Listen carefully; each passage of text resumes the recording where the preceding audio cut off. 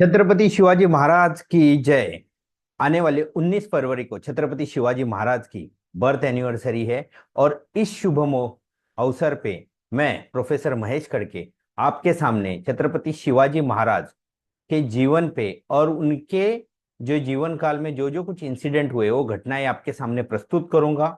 शिवाजी महाराज ने वो डिसीजन क्यों लिए, उसके इम्पैक्ट क्या हुए और वो आज के दिन में हम लोग कैसे यूज करके खुद की प्रोग्रेस कर सकते हैं, इसके ऊपर मैं आपके साथ कुछ चीजें शेयर करना चाहूंगा।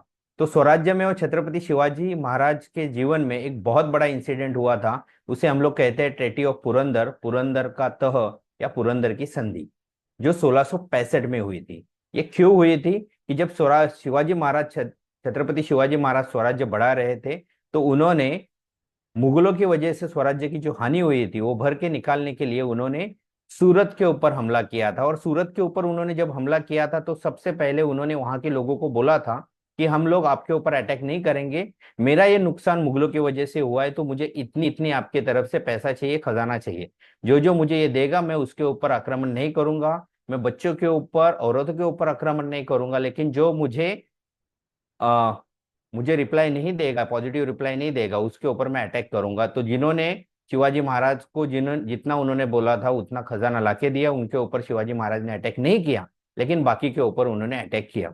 और ये बात औरंगजेब को पसंद नहीं आई। इसके लिए उन्होंने उनके जो सरदार थे मिर्जा राजा जयसिंह जो राजपूत थे और उनके साथ दिलेर खान, इन दोनों को लाखों की फौज लेके डेक्कन के ऊपर यानी छत्रपति शिवाजी महाराज के स्वराज्य के ऊपर अटैक करने के लिए भेजा।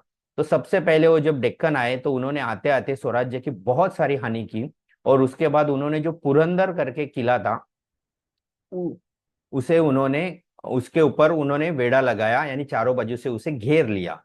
तो मराठा के वहां पे जो किलेदार थे मुरारबाजी देशपांडे, उन्होंने बहुत ही वहां पे उनके साथ अच्छे से लड़ाई की, बहुत ही शूरवीरता उन्होंने वहां पे दिखाई। लेकिन वो लड़ाई करते करते वो वीर गति को जब प्राप्त हुए तब छत्रपति शिवाजी महाराज को ये समझ में आ गया कि मुगलों की ताकत ज्यादा है और हमारी ताकत कम है।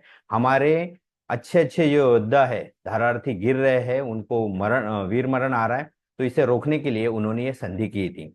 तो ये संधि जब उन्होंने की तो उस समय शिवाजी महाराज के पास स्वराज्य में 35 किले थे, उसमें से 23 किले उन्होंने दे दिए।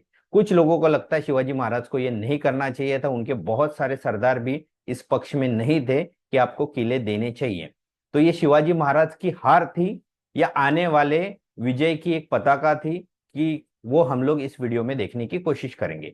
तो ये जब तय हुआ, ये जब संधि हुई, तो इस संधि में मुगलों ने शिवाजी महाराज के सामने कुछ शर्तें रखी थी। उसमें से उन्हें 23 किले शिवाजी महा 23 किले मुगलों को देने थे। तो शिवाजी महाराज ने वो 23 किले मुगलों को दिए।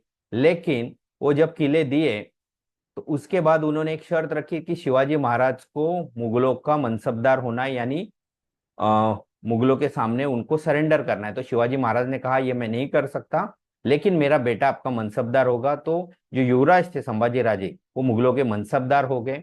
उसी के साथ उन्होंने कहा कि आपको औरंगजेब को मिलने के लिए आगरा जाना पड़ेगा। तो शिवाजी महाराज को ये भी बात माननी पड़ी और उन्होंने कहा कि हमें डेक्कन में आदिल शाह और कुतुब शाह के ऊपर अगर हमें विजय पताका लहरानी है तो शिवाजी महाराज को हमें मदद करनी पड़ेगी। तो वो भी बात शिवाजी महाराज ने उनकी मान ली और ये तय हुआ। तो ये बात बहुत सारे लोगों को पसंद नहीं आई थी, लेकिन इसके पीछे शिवाजी महाराज का क्या इंटेंशन था, क्या उनकी सोच थी और आगे उन्होंने उससे क्या किया, ये हम लोग इस वीडियो में देखेंगे। तो कभी कभी दोस्तों क्या होता है, आगे की बड़ी बड़ी लड़ाइयाँ जीतने के लिए आपको अगर टेम्परेरी लॉस होता है तो आपको वो झेलना पड़ता है। तो यही शिवाजी महाराज ने बताया आगे जाके। ये जो संधि हुई थी 1665 में हुई थी और 1674 में शिवाजी महाराज का राज्याभिषेक हुआ था, वो छत्रपति बने थे। और शिवाजी महाराज की डेथ जब 1680 में हुई, उस समय शिवाजी महाराज के पास 350 किले थे। ऐसे चीजों का हमारे पास डॉक्यूमेंटेशन है। तो शिवाजी महाराज ने उस समय 23 किलो तो दिए और 12 ही किले थे, लेकिन आने वाले 16 सालों में 15 सालों में शिवाजी महाराज के पास 350 किले थे। तो इस चीज का शिवाजी महाराज ने कैसे उपयोग किया, ये हमें सबको भी सीखना चाहिए। तो बहुत बार हमारे लाइफ में कठिनाइयां आती है, जैसे कोविड आया था उसके बाद भी बहुत बार कठिनाई आती है, हम लोग डिप्रेस हो जाते हैं, फ्रस्ट्रेट हो जाते हैं, तो ऐसे टाइम पे हम सबको छत्रपति शिवाजी महाराज को याद करना चाहिए। उनके पास जितना स्वराज्य था उसमें से पूरा ऑलमोस्ट 70 to 80% उन्होंने दे दिया था। उनके पास कुछ गिने चुने किले और कुछ ही प्रदेश था, लेकिन उसके बाद उन्होंने हार नहीं मानी। इसी का उन्होंने फायदा उठाया और आने वाले 15 सालों में उन्होंने इतना बड़ा स्वराज्य खड़ा किया। तो कभी कभी आपको छोटे बड़ी बड़ी लड़ाइयाँ जीतने के लिए छोटे छोटे लड़ाइयों में हारना पड़ता है, तो वो आपको उस समय टाइम मिलता है कि आगे आपको क्या करना है वो आप सोच सकते हो। देन कभी कभी क्या होता है कि आपके सामने परिस्थितियां ऐसी आती है कि आप कुछ नहीं कर सकते हो। जैसे जब दिलेर खान और मिर्जा राजा जयसिंह लाखों की फौज लेके आए थे, उनके पास खजाना बड़ा था, तोहफे ज्यादा थी, तो शिवाजी महाराज को ये पता चला, उन्हें लगा था कि हम लोग उन्हें रोक पाएंगे। लेकिन जब मुरारबाजी देशपांडे, जो पुरंदर के उन्होंने जो घेरा डाला था उसके अंदर मुरारबाजी देशपांडे लड़ते लड़ते उनको वीर मरण आया, तब शिवाजी महाराज को पता चला कि अगर मैं ऐसे ही लड़ता रहूंगा तो मेरे जो दोस्त है, मेरे जो सोल्जर्स हैं, वो और ज्यादा खत्म हो जाएंगे और मुझे बहुत बड़ा लॉस होगा। तो उन्होंने वहां पे डिसीजन लिया कि मैं यहाँ पे संधि करूंगा। तो कभी कभी बहुत बड़े बड़े डिस्ट्रैक्शंस होने से पहले आपको छोटे मोटे डिसीजन जो आपको अच्छे नहीं लग रहे वो लेने पड़ते हैं। जैसे दवाइयाँ कड़वी होती है, लेकिन बीमारी ठीक करने के लिए वो लेना आवश्यक है, वैसे शिवाजी महाराज ने का भी वो डिसीजन था। तो कभी कभी बिजनेस में या पर्सनल लाइफ में आगे जाके बहुत बड़ा लॉस होने वाला ये हमें पता चलता है, लेकिन आज छोटे मोटे लॉस करने के लिए, आज कोई डिसीजन लेने के लिए हम लोग रेडी नहीं होते। कभी कभी लोगों को एक जगह से दूसरी जगह पे शिफ्ट होना पड़ता है, कभी कभी कोई बिजनेस में कोई छोटा मोटा पार्ट होता है वो आपको शट डाउन करना पड़ता है, क्योंकि आपको, अगर आप टिके रहोगे तो ही आगे जाके आप कुछ कर सकते हो। तो कभी कभी ऐसे छोटे मोटे डिसीजंस लेने पड़ते हैं, तो उससे डरे मत। शिवाजी महाराज से हमें ये सीख मिलती है।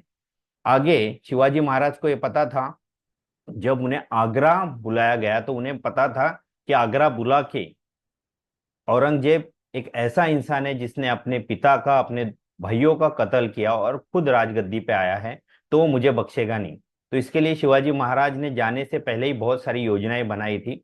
और शिवाजी महाराज जाते जाते वो संभाजी महाराज को भी लेके गए, और उनका इंटेंशन यही था कि मुझे किसके साथ लड़ना है। मेरी ताकत कहीं ना कहीं पे कम पड़ गई तो मैं आगरा जाऊंगा और मैं देखूंगा ये मुगल इतना बड़ा राज कैसे चला रहे, उनके पास कितनी आर्म पावर है, कितना खजाना है, क्या क्या चीजें इनके पास है, इनका प्रशासन कैसे चलता है, वो जाके मुझे देखने को मिलेगा, मुझे कुछ सीखने को मिलेगा।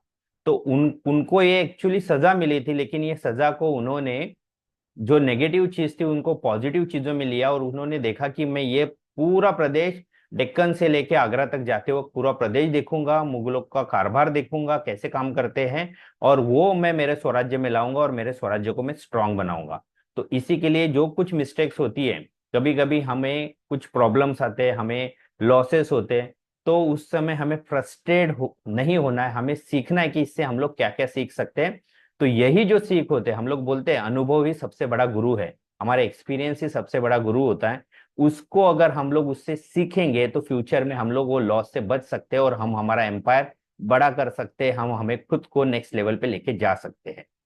और शिवाजी महाराज ने ये देखा था कि कभी कभी हर बार लड़ना जरूरी नहीं है, कभी कभी कुछ चीजों का सेटबैक भी करना जरूरी होती है। जब आपको बहुत बड़ी जंप लेनी होती है तो पीछे 2 कदम आना कभी कभी समझदारी होती है।